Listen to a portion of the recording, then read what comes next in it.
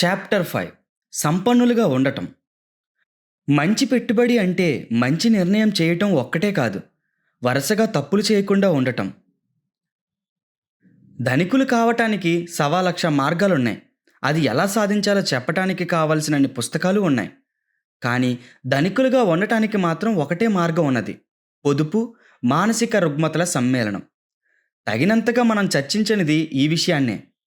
ఇక్కడ ఇద్దరు పెట్టుబడిదారుల కథతో మొదలు పెడదాం. వారు ఒకరిని గురించి మరొకరు తెలియదు.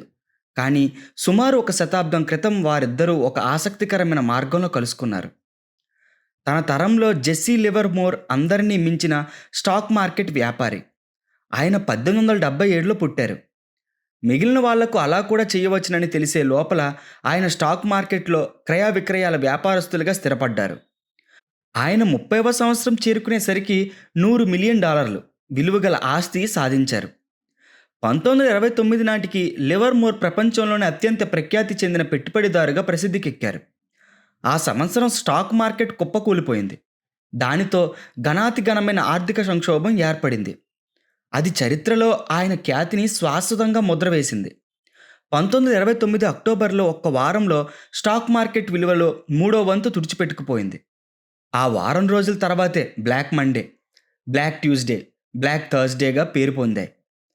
అక్టోబర్ 29న లివర్మోర్ ఇంటికి తిరిగి వచ్చినప్పుడు ఆయన భార్య ధరోది అంత సర్వనాశనం అయిందనే ఊహించింది.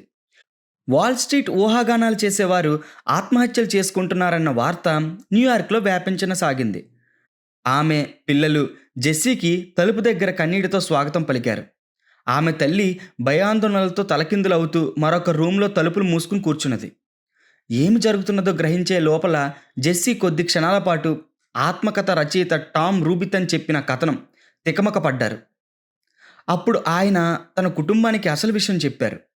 మేధా అదృష్టాల కలయికతో ఆయన స్టాక్ మార్కెట్ని తలకిందులు చేశారు.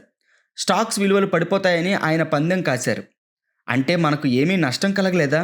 ఆయన భార్య ధరోది అడిగింది. లేదు ప్రియా, ఇవాళ అన్నింటినీ మించిన ఉత్తమమైన వ్యాపారం చేశాను. మనకు కావలసినంత సంపద ఉన్నది. మనం ఏది తలుచుకుంటే అది చేయవచ్చు, జెస్సీ అన్నారు. ధరోది తల్లి దగ్గరికి పరిగెత్తి ఆమెను సముదాయించింది. ఒక్క రోజులో జెస్సీ లివర్మోర్ సుమారు $3 బిలియన్ పైగా సంపాదించాడు. స్టాక్ మార్కెట్ చరిత్రలోనే అత్యంత ప్రమాదకరమైన నెలలో ఆయన ప్రపంచంలోని అత్యంత ధనికులలో ఒకరుగా ఎదిగారు. ఇక్కడ లివర్మోర్ కుటుంబం ఊహాతీతమైన తమ విజయాలను ఆనందిస్తూ ఉంటే మరొక వ్యక్తి న్యూయార్క్ వీధుల్లో దిక్కుతోచక తిరుగుతున్నాడు. అబ్రహం జర్మన్ స్కీ $multi-million సంపద కలిగిన రియల్ ఎస్టేట్ వ్యాపారి. 1920వ శతాబ్దంలో ఆయన తన అదృష్టాన్ని అందలం ఎక్కించారు.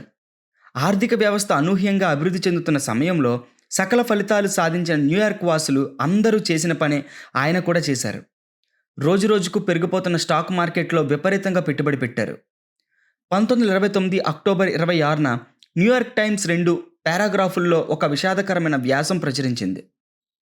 శ్రీమతి అబ్రహం జర్మన్స్కీ నిన్న ఉదయం 2025 బ్రాడ్వేలో నివసించే న్యాయవాది బెర్నార్డ్ హెచ్ స్టాండ్లర్లను తన భర్త గురువారం ఉదయం నుంచి కనబడటం లేదని ఆయన్ని వెతికి పట్టుకోవటంలో సహాయం చేయమని అడిగింది. జర్మన్స్కీ 50 సంవత్సరాల వయస్సు ఉన్న రియల్ ఎస్టేట్ ఆపరేటర్. ఆయన స్టాక్ మార్కెట్లో చాలా భారీగా పెట్టుబడి పెట్టారని శాండ్లర్ కథనం. గురువారం సాయంత్రం తన భర్తను ఒక స్నేహితులు వాల్ స్ట్రీట్లో స్టాక్ ఎక్స్చేంజ్ దగ్గర చూసినట్లు శ్రీమతి జర్మన్స్కీ తనకు చెప్పింది అని శాండ్లర్ అన్నారు. తన భర్త రోడ్డు పక్కనే బ్రాడ్వే దిశగా నడుస్తూ చేతిలో ఒక స్టిక్కర్ టేప్ ముక్కలుగా చీల్చి దారి పొడుగునా పోస్తున్నారని ఆయన తనకు చెప్పినట్లు ఆమె చెప్పారు. మనకు తెలిసినంత వరకు అదే అబ్రహం జర్మన్స్కీ అంతిమ దర్శనం. ఇక్కడే మనకు ఆ వ్యత్యాసం దర్శనమిస్తుంది. 1929 అక్టోబర్ పతనం జెస్సీ లివర్ను ప్రపంచంలో అత్యధిక ధనికుల్లో ఒకరిగా నిలబెట్టింది. అది అబ్రహం జర్మన్స్కీని సర్వనాశనం చేసింది. బహుశా ఆయన ప్రాణం కూడా తీసిందేమో. ముందుకు వెళితే ఈ కథలు మళ్ళీ దారిలో కలుసుకుంటాయి. 1929 ఉధృతం తర్వాత లివర్మోర్ పెళ్ళిబిక్కిన ఉత్సాహం, ఆత్మవిశ్వాసంతో ఇంకా పెద్ద పెద్ద పందాలు కాయటం మొదలుపెట్టారు. అన్నీ ఆయన తల దాటిపోయాయి. అప్పుల్లో మునిగిపోయారు. చివరికి స్టాక్ మార్కెట్లో సర్వస్వం నష్టపోయారు. కుప్పకూలిపోయి అవమానంతో ఆయన 1933లో 2 రోజుల పాటు కంటికి కనిపించకుండా పోయారు. ఆయన భార్య ఆయన్ను వెతకటానికి బయలుదేరింది. 1100 పార్క్ ఎవెన్యూలో నివసించే Jesse Livermore stock market operator నిన్న సాయంత్రం 3 గంటల నుంచి కనబడటం లేదు. 1933లో న్యూయార్క్ టైమ్స్ ప్రచురించింది. ఆయన తిరిగి వచ్చారు, కానీ ఆయన మార్గం అంతకు మునిపే నిర్ణయం అయిపోయి ఉన్నది. చివరికి ఆయన తన ప్రాణం తనే తీసుకున్నారు. సమయము సందర్భము వేరు, కానీ జర్మన్స్కి, లివర్మోర్ ఇద్దరిలోనూ ఒక గుణం సామాన్యంగా దర్శనమిస్తుంది. వాళ్ళ ఇద్దరికి ధనికులు కావటం ఎలాగో బాగా తెలుసు, కానీ ధనికులుగా ఉండటం ఎంత మాత్రమూ తెలియదు. మిమ్మల్ని మీరు సంపన్నులుగా పరిగణించకపోవచ్చు. పైకత్తలో నేర్చుకున్న గుణపాఠం అందరికీ అన్ని ఆదాయ వర్గాల వారికి వర్తిస్తుంది. డబ్బు సంపాదించడం ఒక ఎత్తు, ఆ సంపాదించిన దాన్ని కాపాడుకోవడం మరొక ఎత్తు. డబ్బు విషయంలో సఫలత ఒక్క మాటలో చెప్పాలంటే బ్రతుకు తెరువు. బహిరంగంగా స్టాక్స్ క్రయ విక్రయాలు జరిపితే ఈ స్థాయికి చేరిన సంస్థలలో దాదాపు 40% కాలక్రమేణా తమ విలువను పూర్తిగా కోల్పోయాయి. ఈ విషయం మనం 6వ అధ్యాయంలో గమనిస్తాం. అమెరికాలో అత్యధిక ధనవంతులను ఫోర్బ్స్ మ్యాగజైన్ 400గా ప్రచురిస్తుంది. ప్రతి దశాబ్దంలోనూ వారిలో 20% మాయమవుతూ ఉంటారు. ఇది ఆ వ్యక్తుల మరణం వల్ల కాదు, ఆ సొమ్మును మరొకరి పేరు రాసినందువల్ల కాదు. పెట్టుబడిదారీ వ్యవస్థ కఠినమైన ప్రయాణం. డబ్బు సంపాదించటం, దాన్ని భద్రంగా కాపాడుకోవటం రెండు విభిన్న నైపుణ్యాలు. పెట్టుబడిదారీ వ్యవస్థలో కొంతవరకు ఆ వ్యత్యాసమే కారణం. డబ్బు సంపాదించాలి అంటే రిస్క్ తీసుకోవాలి, ఆశావాదులుగా ఉండాలి, స్వయంగా కృషి చేయాలి. సంపాదించిన దాన్ని కాపాడుకోవడం అంటే రిస్క్ తీసుకోవడానికి వ్యతిరేకం. అక్కడ నమ్రత కావాలి. అంతేకాక మీరు ఎంత శీఘ్రంగా సంపాదించారో అంత వేగంగానే అది మీ చేతుల్లో నుంచి మాయమవుతుందని భయం ఉండాలి. అక్కడ పొదుపరితనం కూడా కావాలి. మీరు సంపాదించిన దానిలో కొంతవరకైనా అదృష్టవశాత్తు లభించింది అని మీరు అంగీకరించాలి. కనుక గత విజయాలు మళ్ళీ మళ్ళీ పునరావృత్తమవుతాయని నమ్మకూడదు. మైకెల్ మోరిట్స్ ఒక బిలియనియర్, సెకియో క్యాపిటల్ సంస్థ అధిపతి. సెకియో అంతటి ఘన విజయం ఎలా సాధించింది అని చార్లీ రోజ్ అడిగారు. సాధారణంగా వెంచర్ క్యాపిటల్ సంస్థలు 5 నుంచి 10 సంవత్సరాల కాలం సఫలత సాధిస్తాయి, కానీ సెకోయా 4 దశాబ్దాల పాటు అవిచ్ఛిన్నంగా సఫలత సాధించింది. అది ఎలా సాధ్యమైందని రోజ్ అడిగారు. మోరిట్స్: మా వ్యాపారం దెబ్బతింటుందేమో అని మేము నిరంతరం భయపడుతూ ఉండేవాళ్ళం అనుకుంటాను. రోజ్: నిజంగానా? మీ విజయానికి భయమే కారణమా? ఇక్కడ భయస్థులు మాత్రమే జయించుకు వస్తారా? మోరిట్స్: ఆ మాట అక్షరాల నిజం. రేపు నిన్నటిలాగా ఉండబోవటం లేదని మా నిత్య శంక. నిర్లక్ష్యంగా ఉండకూడదు. నిన్నటి సఫలత రేపటి అదృష్టంగా మారబోతున్నదని ఎప్పుడూ కలలోనైనా ఊహించుకోకూడదు. ఇక్కడ కూడా అదే. మూలకం బతుకు తెరువు. ఎదుగుదల తెలివితేటలు అంతర్దృష్టి కాదు. తుడిచిపెట్టుకుపోకుండా, బలవంతంగా బయటికి గెంటవేయబడకుండా తగినంత కాలం దానిని అంటిపెట్టుకుని ఉండటమే చావు బతుకుల మధ్య వ్యత్యాసం. బతికి బట్టకట్టాలనే మనస్తత్వం డబ్బుతో ముడిపడి ఉండటానికి 2 కారణాలున్నాయి. మొదటిది కళ్ళకు కట్టినట్టు కనబడుతూనే ఉన్నది. అంత ఘనత సాధించినది తుడిచిపెట్టుకుపోవటానికి కాదు. రెండవది మనము 4వ అధ్యాయంలో చూసినట్లు చక్రవృద్ధిలో దర్శనం ఇచ్చే సహజ జ్ఞానానికి ప్రత్యర్థి గణితం. ఒక ఆస్తికి సంవత్సరాల తరబడి అవకాశం ఇస్తే అది చక్రవృద్ధి రూపొందుతుంది. దీన్ని ఓక్ చెట్లను నాటకంతో పోల్చవచ్చు. 1 సంవత్సరంలో మీకు చెప్పుకోదగిన తేడా ఏమీ కనిపించదు. 10 సంవత్సరాలు దాటితే కంటికి కనిపించే వ్యత్యాసం దర్శనమియ్యవచ్చు. 50 సంవత్సరాలు ఓపిక పడితే మీరు అసాధారణమైన సృష్టి గమనిస్తారు. ఆ అసాధారణ అభివృద్ధి సంపాదించి దానిని కాపాడటం చాలా మిట్టపల్లాలు గడిచి భరించవలసి వస్తుంది. అవి జీవితంలో ప్రతి ఒక్కరికి కాలక్రమేణా అనుభవంలోకి రావడం సహజం. తన పెట్టుబడుల మీద బఫే అంతటి లాభాలు ఎలా ఆర్జించారు? అటువంటి ఉత్తమమైన సంస్థలు ఆయన ఎలా కనుక్కున్నారు?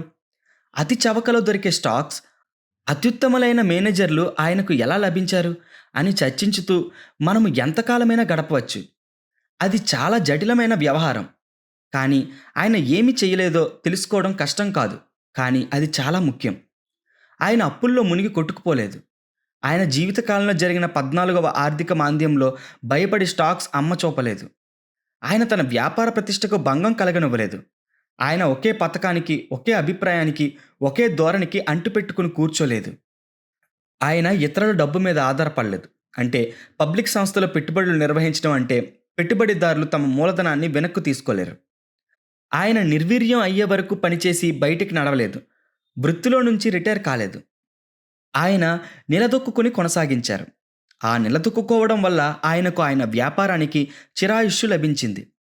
చక్రవృద్ధి అద్భుతాలు జరపటానికి 10వ ఏట నుంచి కనీసం 89వ సంవత్సరం వరకు దీర్ఘాయుష్షు మూల కారణం. ఆయన సఫలత వర్ణించడానికి ఏకైక కారణం ఇదే.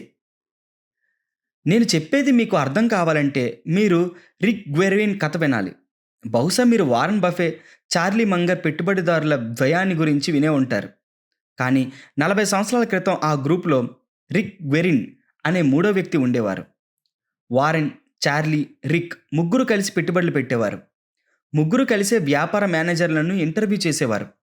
అప్పుడే బఫెట్, మంగర్ విజయాలతో పోలిస్తే ఒక విధంగా రిక్ అదృశ్యం అయ్యాడని చెప్పాలి. మోనిష్ పబ్రాయ్ అనే పెట్టుబడిదారు రిక్ ఏమైనారని బఫెట్ని అడిగారు.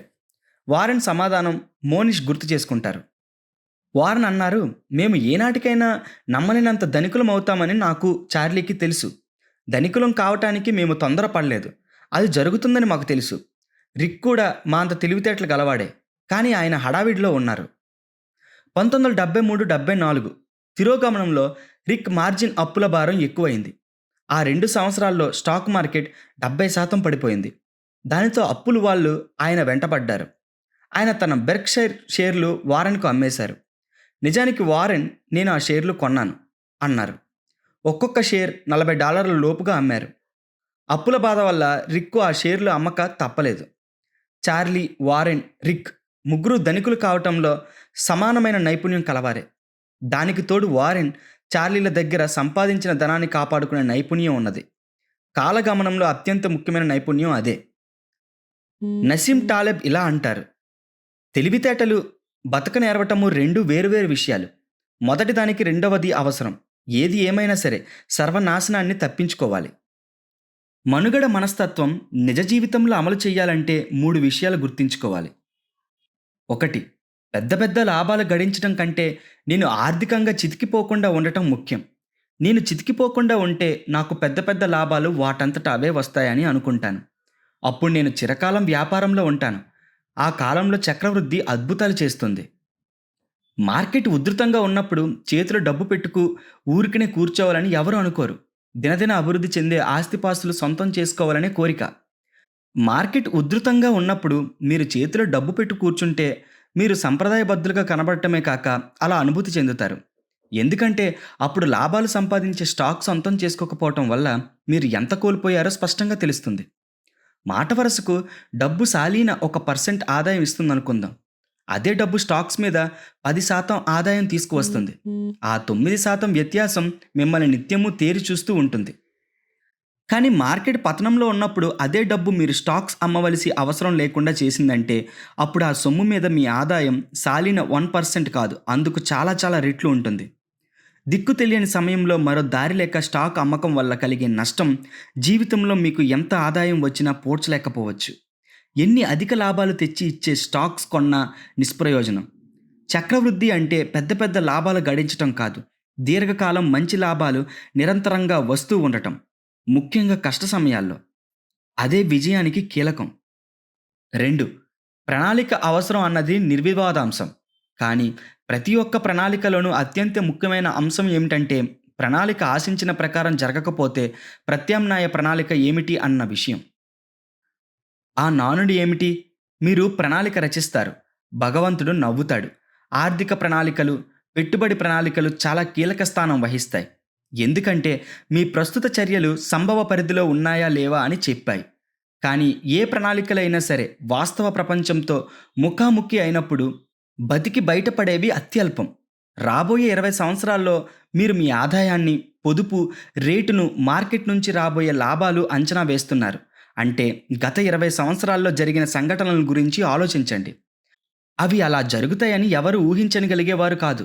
సెప్టెంబర్ 11న ఆకాశానంటే అభివృద్ధి, అధపాతాళానికి దిగజారిన నష్టాలు కలిగాయి. దాదాపు 10 మిలియన్ అమెరికన్లు వాళ్ళ నివాసాలను కోల్పోయారు. అప్పుడు కలిగిన ఆర్థిక సంక్షోభంలో సుమారు 9 మిలియన్ వ్యక్తులు ఉద్యోగాలు కోల్పోయారు. అప్పుడే స్టాక్ మార్కెట్లో ఎన్నడూ కనీవిని ఎరుగని ఉధృతం జరిగింది. వాస్తవ ప్రపంచంలో నిలవగలిగినదే ఉపయోగకరమైన ప్రణాళిక. ఏమి జరగబోతుందో తెలియని భవిష్యత్తు ఒక్కటే ప్రతి ఒక్కరి విషయంలోనూ యథార్థం. ఒక ప్రణాళిక మంచిదైతే ఇవన్నీ నిజం కాదని కొట్టిపారేయదు. ఆ ప్రణాళిక యథార్థాన్ని అర్థం చేసుకుంటుంది. పొరపాటుకు అవకాశం ఉన్నదని నొక్కి వక్కాణిస్తుంది.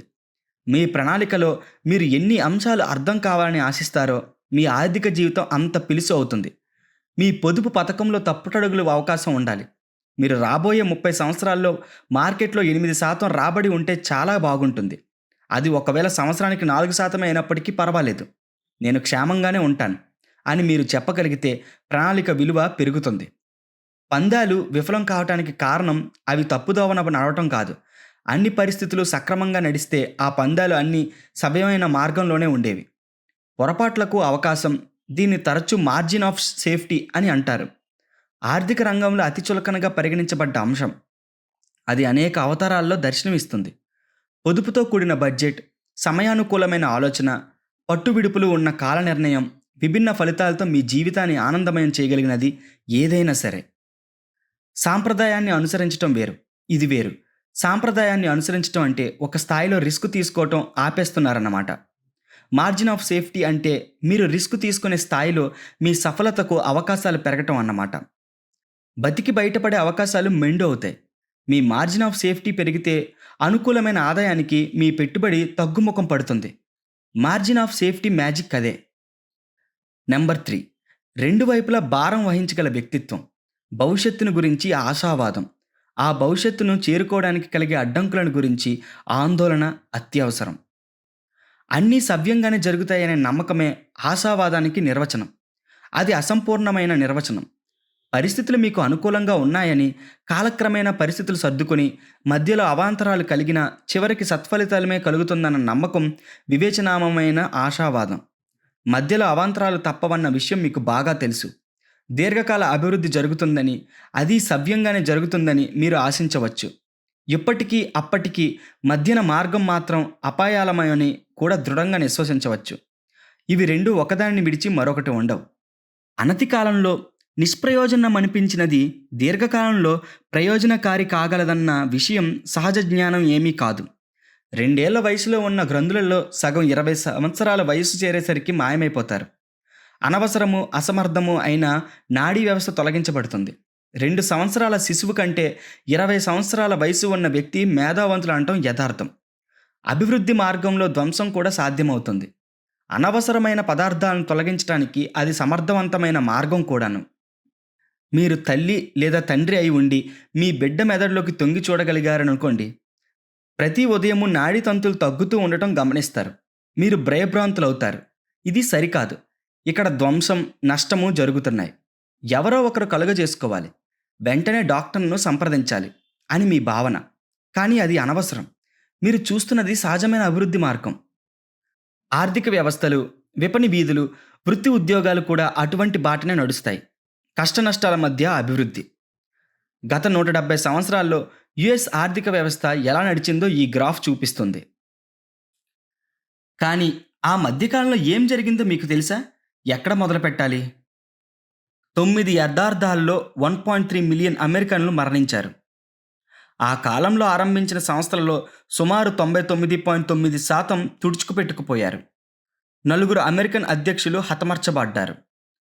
ఫ్లూ మహమ్మారి కారణంగా ఒకే సంవత్సరంలో 6,75,000 అమెరికన్లు మరణించారు.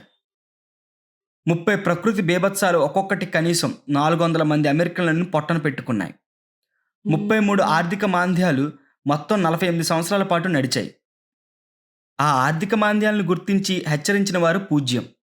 స్టాక్ మార్కెట్ కనీసం 102 పర్యాయాలు 10% కంటే ఎక్కువ పతనం అయ్యింది. కనీసం 12 సార్లు స్టాక్ విలువ 1/3 పడిపోయింది. కనీసం 20 సంవత్సరాల్లో విడివిడిగా ద్రవ్యోల్బణం 7% అధిగమించింది. గూగుల్ అంచనా ప్రకారం ఆర్థిక నిరాశావాదం అన్న పదాలు వార్తాపత్రికల్లో కనీసం 29,000 సార్లు దర్శనమిచ్చాయి. ఈ 170 సంవత్సరాల్లో మన జీవన ప్రమాణం 20 రెట్లు పెరిగింది. కానీ నిరాశావాదానికి తావు లేకుండా ఒక్కరోజు కూడా గడవలేదు. సమకాలంలో ఆశావాదం, భయభ్రాంతులు ఉన్న మనస్తత్వం కలిగి ఉండటం కష్టమైన విషయం. రెండూ కలిపి చూడగల సూక్ష్మబుద్ధి కంటే నలుపు, తెలుపు స్పష్టంగా చూడటం సులువైన పని కదా. కానీ బహువర్ష ప్రణాళికలు విజయవంతంగా కొనసాగాలంటే తాత్కాలిక భయభ్రాంతులు అవసరం. ఈ సూక్ష్మాన్ని జెస్సీ లివర్మూర్ గ్రహించేసరికి కాలాతీతమైపోయింది. మంచి రోజులు వచ్చాయంటే చెడ్డ రోజులు అంతమయ్యాయని ఆయన ఉపసంహారం చేశారు. సంపన్నులు కాగానే తన సంపన్నుడిగానే ఉండటం అనివార్యమని, తనకెదురు లేదని ఆయన అనుభూతి చెందారు. అంతా తుడిచిపెట్టుకుపోయిన తర్వాత ఆయన ఆలోచన, విజయోన్మాదం తలకెక్కకుండా ఉండటానికి ఏమి చెయ్యాలో నేర్చుకోవటానికి ఎంతైనా చెల్లించవచ్చు. అతి మేధావులైన వారి పతనాలన్నింటికీ మూల కారణం ఆ మదం తలకెక్కటమే. ఎక్కడైనా సరే, ఎవరికైనా సరే అది అతి ప్రమాదకరమైన వ్యాధి అంటారాయన. ప్రతికూల పరిస్థితుల్లో అభివృద్ధి ఎలా సాధ్యమో మరొక మార్గంలో చూద్దాం. తరువాతి అధ్యాయం అదే. చాప్టర్ 6. బొరుసు గెలుపు మీదే. సగం కాలం మీరు తప్పులు చేయవచ్చు, అయినా కూడా సంపద సాధించవచ్చు.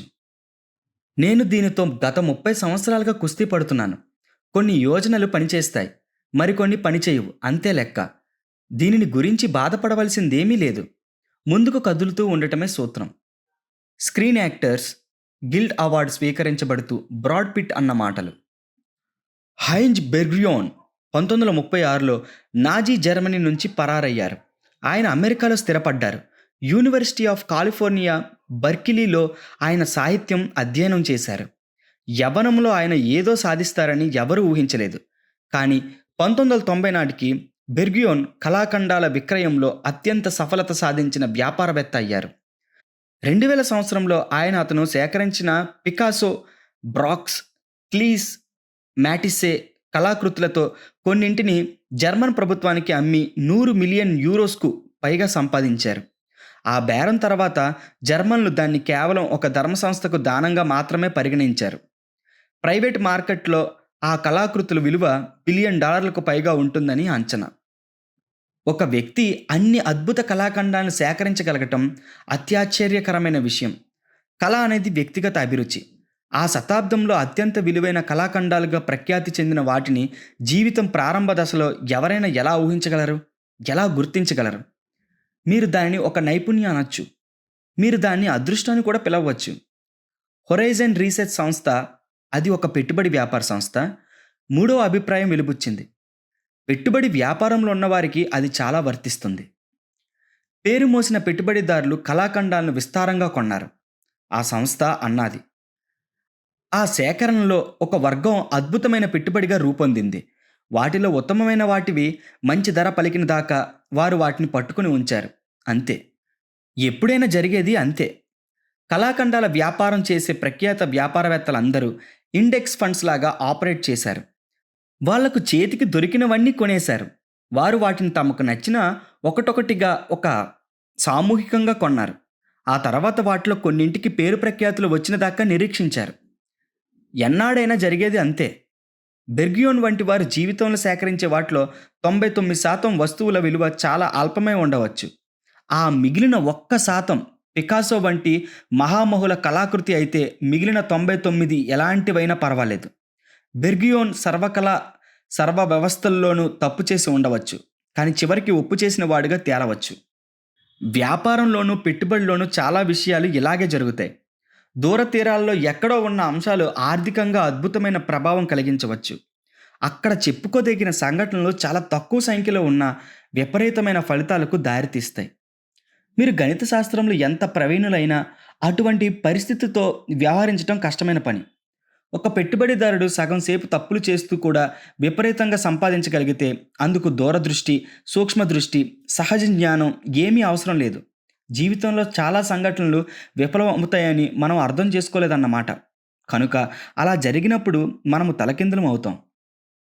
వాల్ట్ డిస్నీని కదిలే బొమ్మల స్రష్టగా పరిచయం చేసింది స్టీమ్ బోట్ విల్లీ. వ్యాపారంలో సఫలత వేరే కథ.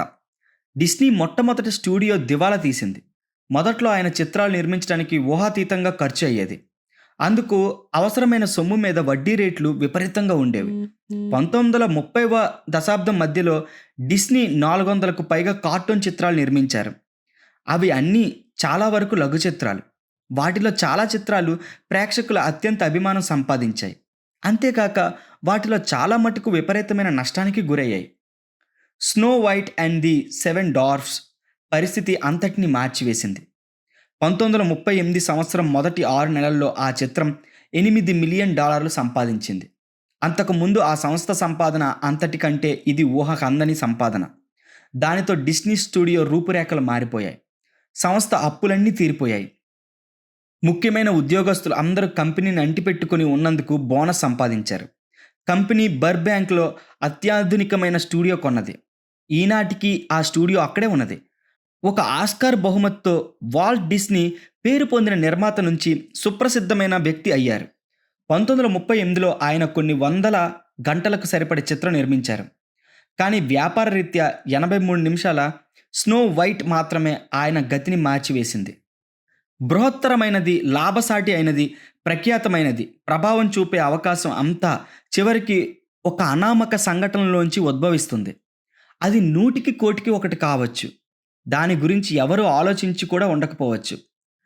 మన ధ్యాసంతా బృహత్తరము, లాభసాటి, ప్రఖ్యాత, ప్రభావదాయకమైన విషయాల మీదకే పోతుంది. మన శ్రద్ధాశక్తులు అన్నీ ఒక అనామక సంఘటన మీద కేంద్రీకృతం అవుతాయి అంటే ఆ అనామక సంఘటనలు ఎంత అరుదైనవో, ఎంత శక్తివంతమైనవో ఊహించగలటం దుస్సాధ్యం. తలతో కాక తోకతో నడిచే కొన్ని వ్యవస్థలు మన అందరికీ తెలుసు. ఉదాహరణకు వెంచర్ క్యాపిటల్ తీసుకోండి.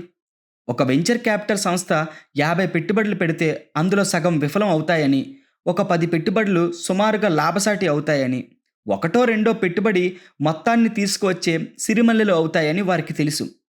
పెట్టుబడుల సంస్థ కోరిలేషన్ వెంచర్స్ ఒకసారి ఈ సమాచారం అంతటిని అంకెల్లో ప్రకటించింది. 2004 నుంచి 2014 వరకు చేసిన 21,000 వెంచర్ పెట్టుబడులలో 65% సొమ్ము నష్టపోయారు. పెట్టుబడిలో 2.5% 10 నుంచి 20 రెట్ల వరకు లాభాలు సంపాదించారు. 1% 22 ఇంతలు లాభాలు గడించారు. 0.5% అంటే 21,000 పెట్టుబడుల్లో సుమారు 100 పెట్టుబడులు 50 రెట్లు అంతకు మించి లాభాలు గడించాయి. పరిశ్రమల్లో లాభాలు అన్నీ వచ్చేది ఆ మూల నుంచి. వెంచర్ క్యాపిటల్ పెద్ద రిస్క్ అంటానికి ఇదే కారణమని మీరు అనుకోవచ్చు. వెంచర్ క్యాపిటల్లో పెట్టుబడి పెట్టిన వారందరికీ అది రిస్క్ అన్న విషయం తెలుసు. ఆరంభ దశలో చాలా సంస్థలు విఫలం అవుతాయి. ఈ ప్రపంచం దయాదాక్షిణ్యాల వల్ల కొన్ని మాత్రమే అనూహ్యమైన విజయాన్ని సాధిస్తాయి.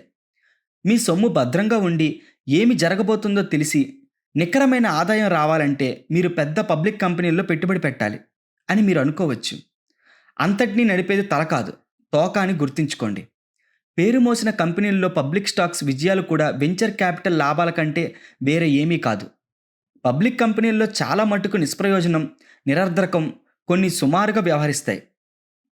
అసాధారణమైన లాభాలు గడించే సంస్థలను చేతి వేళ్ల మీద లెక్క పెట్టవచ్చు. స్టాక్ మార్కెట్ లాభాలన్నింటికీ మూలం ఆ కొద్ది సంస్థలు మాత్రమే.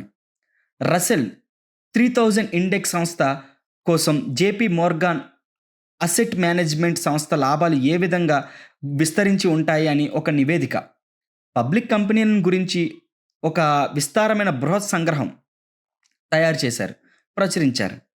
రసెల్ 3000 స్టాక్ అంశాలలో 40% అంశాలు వాటి విలువలు కనీసం 70% కోల్పోయాయి. ఆ తర్వాత తిరిగి ఎన్నడూ కోలుకోలేదు. ఆ ఇండెక్స్లో మొత్తం మీద లాభాలు కేవలం 7% కంపెనీల నుంచి మాత్రమే వచ్చాయి. ఈ 7% కంపెనీలు కనీసం 2 స్టాండర్డ్స్ డీవియేషన్స్ను మించిన లాభాలు గడించాయి. వెంచర్ క్యాపిటల్స్లో ఇలా జరుగుతుందని మీరు ఆశిస్తారు, కానీ ఇది విపరీతంగా విస్తరించి ఉన్న తలనొప్పి పుట్టించే ఇండెక్స్లలో జరిగిన ఘటన. పబ్లిక్ కంపెనీలు ఇలా దెబ్బతినటంలో వారు వీరు అనే వివక్షత ఏమీ లేదు. పబ్లిక్ టెక్నాలజీ, టెలికాం కంపెనీల్లో సగానికి పైగా తమ విలువ కోల్పోయాయి, తిరిగి ఎన్నటికీ కోలుకోలేదు. సార్వజనిక అవసరాల సంస్థలు కూడా 10కి మించి విఫలమవుతూ ఉంటాయి. ఇక్కడ ఆసక్తికరమైన విషయం ఏమిటంటే రసెల్ 3000లో సభ్యత్వం కలిగి ఉండాలి. మీరు ఒక స్థాయి సఫలత సాధించి ఉండాలి. ఇవన్నీ రాత్రికి రాత్రి మూటా ముల్లే కూడ తీసుకుని మాయమయ్యే ఆరంభ సూర్యులు కాదు. ఇవన్నీ చిరకాలంగా స్థాపితమై ఉన్న సంస్థలు. అయినా కూడా వీటి జీవితకాలం కొన్ని సంవత్సరాలకు, కొన్ని తరాలకు కాదు మాత్రమే పరిమితమై ఉన్నది. ఉదాహరణకు వీటిలో ఒక సంస్థను తీసుకోండి. రసెల్ 3000 ఇండెక్స్లో మాజీ సభ్యులు కరాల్కో. 1980-1990 దశకాల్లో ఈ సంస్థ బృహత్ చిత్రాల్లో కొన్ని నిర్మించింది. మొదటి 3 ర్యాంబో చిత్రాలతో కలిపి Terminator 2, basic instincts, total recall. 1987లో కరాల్కో పబ్లిక్ సంస్థ అయ్యింది. ఒక దాని తర్వాత ఒకటి విజయవంతమైన చిత్రాలు నిర్మించి సఫలమైన సంస్థగా పేరు పొందింది. 1991లో ఈ సంస్థ $500 మిలియన్ ఆదాయం సంపాదించింది. మార్కెట్లో సంస్థ విలువ 400 మిలియన్ పెరిగింది. ఆనాడు అది ముఖ్యంగా ఒక ఫిలిం స్టూడియోకు చాలా పెద్ద మొత్తం. అప్పుడు ఆ సంస్థ విఫలమైంది. దిగ్విజయం సాధించే చిత్రాలు ఆగిపోయాయి. పెద్ద బడ్జెట్తో నిర్మించిన కొన్ని చిత్రాలు దెబ్బతిన్నాయి.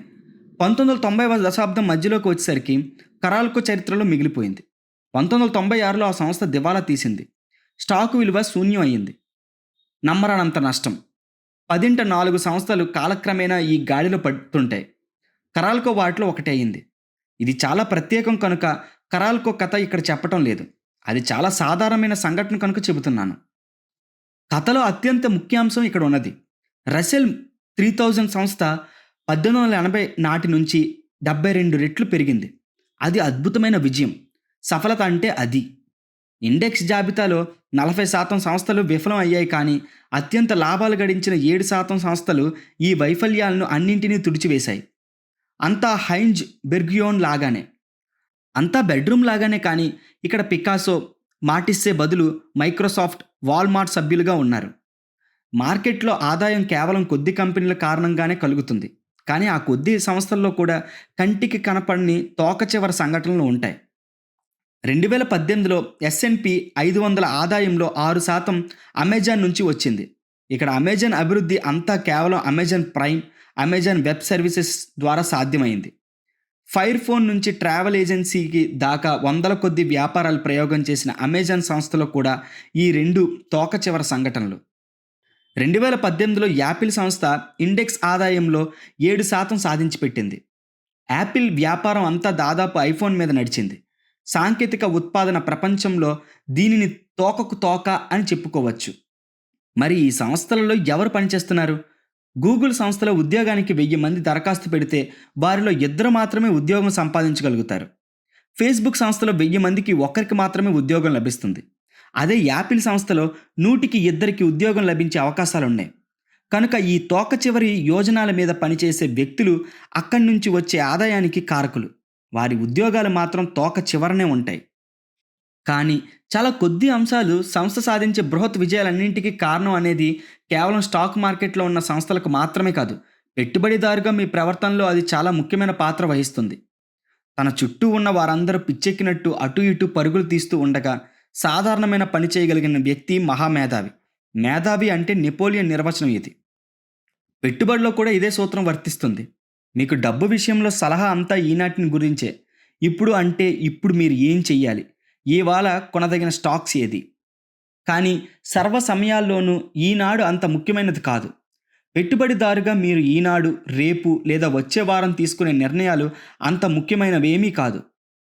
మీ చుట్టూ ఉన్న వారందరూ వెర్రిగా పరుగులు తీస్తూ ఉన్నప్పుడు అది మీ పెట్టుబడిదారు జీవితంలో 1% లేదా అంతకంటే తక్కువ కావచ్చు. మీరు ఏమి చేస్తారు అన్నది అతి ముఖ్య పాత్ర వహిస్తుంది. 1900 సంవత్సరం నుంచి 2019 వరకు మీరు నెలకు $1 పొదుపు చేసి ఉంటే ఏమయ్యేదో ఆలోచించండి. మంచి కానివ్వండి, చెడు కానివ్వండి, ప్రతి నెల మీరు $1ను US స్టాక్స్ మార్కెట్లో పెట్టుబడి పెడతారు. ఇక్కడ ఆర్థిక శాస్త్రవేత్తలు రాయబోయే ఆర్థిక మాంద్యాన్ని గురించి, మార్కెట్ పతనాన్ని గురించో ఘోషిస్తున్నా కూడా పర్వాలేదు. మీరు నెలకు $1 పెట్టుబడి పెడుతూ ఉండండి. ఇలా పెట్టుబడి పెట్టిన వ్యక్తిని స్యూ అని పిలుద్దాం. ఆర్థిక మాంద్యం నడుస్తున్నప్పుడు పెట్టుబడి పెట్టడం భయానకమైన విషయం కావచ్చు. కనుక మీరు $1ను ఆర్థిక మాంద్యం లేని కాలంలోనే స్టాక్ మార్కెట్లో పెట్టుబడి పెడతారు. ఆర్థిక మాంద్యం కలిగినప్పుడు మీరు మీ షేర్లు అమ్మివేస్తారు. మళ్ళీ ఆర్థిక మాంద్యం ముగిసిన తర్వాత మీరు మళ్ళీ పెట్టుబడి పెడతారు. ఈ పెట్టుబడిదారులు జిమ్ అని పిలుద్దాం. ఈ ఆర్థిక మాంద్యం మిమ్మల్ని భయపెట్టడానికి కొన్ని నెలలు పట్టవచ్చు. తర్వాత మళ్ళీ ఆ భయం తగ్గిన తర్వాత పెట్టుబడి పెట్టే ధైర్యం కలగటానికి మీకు కొన్ని నెలలు పట్టవచ్చు. ఆర్థిక మాంద్యం లేని సమయంలో మీరు $1 పెట్టుబడి పెడతారు. ఆర్థిక మాంద్యం ఆరంభమైన తర్వాత 6 నెలలకు వాటిని అమ్మివేస్తారు. మళ్ళీ ఆర్థిక మాంద్యం ముగిసిన తర్వాత 6 నెలలకు మీరు స్టాక్స్ మీద పెట్టుబడి పెడతారు. ఈ పెట్టుబడిదారును మనం టామ్ అని పిలుద్దాం. సమయం ముగిసేసరికి ఈ 3 పెట్టుబడిదారులు ఎంత సంపాదిస్తారు? స్యూ సంపాదన $4,35,551. జిమ్ సంపాదన $2,57,386. టామ్ సంపాదన $2,34,476. స్యూ అతి ఘన విజయం సాధించింది. 1900కు 2019కి మధ్య 1428 నెలలు ఉన్నాయి. వాటిలో సుమారు 300 ఆర్థిక మాంద్యాల్లో ఇరుక్కున్నాయి. కనుక ఆర్థిక మాంద్యం ఉన్న 22% సమయం నిర్భయంగా ఉండండి. జిమ్, టామ్ల కంటే స్యూ 35 భాగం ఎక్కువ సంపాదించింది. అంతకంటే ఇటీవలి ఉదాహరణ 2000 నుంచి 2008 వరకు మీరు ఎలా ప్రవర్తించారనే దానికంటే పెట్టుబడిదారుగా 2008వ సంవత్సరం ఉత్తరార్ధంలోనూ 2009వ సంవత్సరం పూర్వార్ధంలోనూ మీరు ఎలా ప్రవర్తించారనేది మీ జీవితాంతం కలిగే ఆదాయాన్ని ప్రభావితం చేస్తుంది. పెట్టుబడిలో మేధావి నిర్వచనం తమ చుట్టూ ఉన్నవారు వెర్రెత్తినట్లు పరుగులు తీస్తూ ఉంటే సామాన్యమైన పని చేయగలిగిన వారు ప్రతి ఒక్క దాన్ని నడిపించేది తోకే. వ్యాపారంలోనూ పెట్టుబడిలోనూ ఆర్థిక వ్యవహారాల్లోనూ తోక చివరి ఘటనలే అంతటినీ నడిపిస్తాయి అని మీరు అంగీకరిస్తే తప్పులు జరగటం, భగ్నం కావటం, విఫలం కావటం, పడిపోవటం సామాన్యమని మీరు గ్రహిస్తారు. స్టాక్స్ సెలెక్ట్ చేయటంలో మీరు నేర్పరులైతే మీ ఎంపికలో సగం వరకు సవ్యం కావచ్చు. మీరు సమర్థులైన వ్యాపారవేత్తలైతే మీ ఉత్పాదనలో సగం, మీ పథకాల్లో సగం సఫలం కావచ్చు. మీరు తెలివైన పెట్టుబడిదారులైతే అన్ని సంవత్సరాలకు దాదాపు సవ్యంగానే నడుస్తాయి, కానీ చాలా మటుకు దెబ్బతింటాయి. మీరు కార్యనిర్వహణలో దక్షకులైతే అనేక ప్రయత్నాల తర్వాత మీరు తగిన రంగంలో సరైన సంస్థను పట్టుకోగలుగుతారు. మీరు సమర్థులైతే ఇదంతా జరుగుతుంది. మన తరంలో పీటర్ లించ్ అత్యంత సమర్థులైన పెట్టుబడిదారులో ఒకరు. వ్యాపారంలో మీరు ఉద్దండులు అయితే 10 సార్లు మీ నిర్ణయం సరి అవుతుంది అని ఒకసారి ఆయన అన్నారు. ప్రతి ఒక్కసారి పరిపూర్ణంగా కార్యనిర్వహించగలిగిన రంగాలు కూడా ఉంటాయి. ఉదాహరణకు విమానాలు నడపటం. ఆ తర్వాత మీరు చేసిన పని ప్రతిసారి కనీసం చాలా బాగా ఉండాలని కోరుకునే రంగాలు కూడా ఉంటాయి. ఉదాహరణకు పెద్ద రెస్టారెంట్లో పాక ప్రవీణ్యులు. పెట్టుబడి, వ్యాపారం, డబ్బుతో వ్యవహారం పైన చెప్పిన రంగాలు వంటివి కాదు. సర్వదా సరైన నిర్ణయాలు మాత్రమే తీసుకోగలిగిన వారెవ్వరూ లేరు. ఇది నేను పెట్టుబడిదారులు, వ్యవస్థాపకుల నుంచి నేర్చుకున్నాను. మనకు అత్యద్భుత వ్యక్తులుగా కనిపించే వారందరూ భయంకరమైన ఆలోచనలతో నిండి ఉంటారు. తరచూ ఆ ఆలోచనకే క్రియారూపం కలుగుతుంది. ఉదాహరణకు అమెజాన్ తీసుకోండి. ఒక పెద్ద సంస్థ ఒక ఉత్పాదన విడుదల చేసే సందర్భం సాధారణంగా గతుకులు లేకుండా ఉంటుందని ఎవరూ ఆశించరు. ఆ సంస్థ సీఈఓ తన షేర్ హోల్డర్లకు క్షమాపణ చెప్పుకుంటారని ఆశిస్తాం. ఫైర్ ఫోన్ విడుదల ఘోరమైన పరాజయం రుచి చూసిన తర్వాత ఆ సంస్థ సీఈఓ జెఫ్ బెజోస్ అన్నారు, మీరందరూ ఇది ఒక ఘోరమైన వైఫల్యం అనుకుంటే మేము ఇంతకు మించిన వైఫల్యాల మీద ఇప్పుడు కృషి చేస్తున్నాం. నేను పరాచకాలు ఆడటం లేదు. రాబోయే విడుదలలు కొన్నిటితో పోలిస్తే ఈ ఫైర్ ఫోన్ సంఘటన ఆవగింజంత అవుతుంది. ఫైర్ ఫోన్ ప్రయోగంలో అమెజాన్ చాలా డబ్బు నష్టపోయి ఉన్నా పర్వాలేదు. అమెజాన్ వెబ్ సర్వీసెస్ సంపాదించే మిలియన్ల కొద్ది డాలర్లు ఈ నష్టాన్ని సులువుగా పూర్తి చేస్తాయి. ఇక్కడ కూడా తోకలే రక్షణ కల్పిస్తున్నాయి. నెట్ఫ్లిక్స్ సీఈఓ రీడ్ హేస్టింగ్స్ ఒకసారి తమ సంస్థ పెద్ద బడ్జెట్తో ప్రారంభించిన ఉత్పాదనలు చాలా రద్దు చేస్తున్నట్లు ప్రకటించారు. ఆయన స్పందన, మా సత్ఫలితాల నిష్పత్తి ప్రస్తుతం చాలా చాలా ఉన్నతంగా ఉన్నది. ఈ యోజనలు మీద పనిచేసే బృందాన్ని నేను నిరంతరము ప్రచోదన చేస్తూ ఉంటాను. మేము ఇంకా ఎక్కువ రిస్క్ తీసుకోవాలి. మేము ఇంకా పిచ్చి పనులు చాలా ప్రయత్నం చేయాలి. ఎందుకంటే మా వైఫల్యం శాతం పెరగాలి. ఇవి అన్నీ భ్రమ కాదు, బాధ్యతా నిర్వహణలో తప్పటడుగులు కావు. సఫలత తల దగ్గర నుంచి కాక తోక చివరి నుంచి వస్తుంది అని తెలివిగా చెప్పటం. ప్రతి ఒక్క అమెజాన్ ప్రైమ్కు లేదా Orange is the new black వెనుక చతికిల పడిన యోజనలు చాలా ఉంటాయన్న మాట నిశ్చయం. చూడగలనే ఇది ఎందుకు తెలుసుకోలేమంటే దాదాపు అన్ని రంగాల్లోనూ మనము విడుదలకు సిద్ధంగా ఉన్న ఉత్పాదన మాత్రమే చూస్తాం. ఈ ఉత్పాదన వెనుక కలిగిన నష్టాలను, ఇతర యోజనను మనము చూడలేం. టీవీలో కనిపించే క్రిస్ రాక్ పొల్లుపోని హాస్యం ప్రదర్శిస్తారు. సంవత్సరం పొడవునా అనేక చిన్న చిన్న క్లబ్స్లో ప్రదర్శన ఇచ్చే రాక్ పర్వాలేదనిపించుకుంటారు. అది ఒక పథకం ప్రకారం జరుగుతుంది. హాస్య ప్రదర్శనలు ఎవరైనా సరే పరిహాసం కితకితలు పెట్టి నవ్వు పుట్టిస్తుందని ముందుగానే తెలుసుకోలేరు. ప్రతి ఒక్క ప్రఖ్యాత వినోద ప్రదర్శకులు పెద్ద ప్రదర్శనలో ప్రదర్శించకపోయే ముందు వారి సరుకును చిన్న చిన్న క్లబ్లలో మొదట ప్రయత్నిస్తారు. ఆయన చిన్న క్లబ్లకు పోరా అని క్రిస్ రాక్ను ఒకసారి అడిగారు. ఆయన స్పందన, నేను ఒక పర్యటన మొదలుపెట్టినప్పుడు పెద్ద కేంద్రాలతో ఆరంభం చేయను. ఈ పర్యటనకు సిద్ధమయ్యే ప్రయత్నంలో నేను న్యూ బర్న్స్ వీక్ ఫ్యాక్టరీలో 40 నుండి 50 ప్రదర్శనలు ఇచ్చాను. చిన్న క్లబ్స్లలో జరిగే ఈ ప్రదర్శనలను ఒక వార్తాపత్రిక చిత్రించింది. రాక్ తన రాసుకున్న నోట్స్ పేజీలు గిరగిరా తిప్పటం, అందులో ఉన్న విషయాలతో తడబట్టం వర్ణించింది. ప్రదర్శన మధ్యలో ఆయన ఈ జోక్స్లో కొన్నింటిని నేను తీసివేయాల్సి వస్తుంది అన్నారు. నెట్ఫ్లిక్స్లో ఆయన ప్రదర్శించే జోక్స్ వందలాది ప్రయత్నాల తర్వాత మిగిలిన తోకముక్కలు. పెట్టుబడిలో కూడా దాదాపు ఇలాగే జరుగుతుంది. వారన్ బఫెట్ ఆస్తిపాస్తుల విలువ, ఆయన సాలీన ఆదాయం తెలుసుకోవడం సులభం. ఆయన పెట్టుబడిలో చెప్పుకోదగినవి, అత్యుత్తమమైనవి, జనం సాధారణంగా మాట్లాడుకునేది వాటిని గురించే. ఆయన తన వృత్తి ఆద్యంతము పెట్టుబడి పెట్టిన ప్రతి ఒక్క పెట్టుబడిని సమీకరించి చూడటం చాలా కష్టమైన పని. అందులో విఫలమైన వాటిని గురించి, తెలివి తక్కువగా కొన్ని వాటిని, చతికిల పడ్డ వాటిని గురించి ఎవరూ మాట్లాడరు. కానీ వారెన్ బఫే కథలు ముఖ్య పాత్రధారులు. తోక చివరి నుంచి వచ్చిన ఆదాయాల వెనుక అవి ఉంటాయి. 2013లో బెర్క్షైర్ హతావే షేర్ హోల్డర్ మీటింగ్లో మాట్లాడుతూ, వారెన్ బఫే తన పెట్టుబడి జీవితంలో 400 నుంచి 500 వరకు స్టాక్స్కు సొంతదారుడినవి. వాటిలో సుమారు 10 స్టాక్స్ మీదనే తన ఆదాయం అంతా వచ్చిందని చెప్పారు.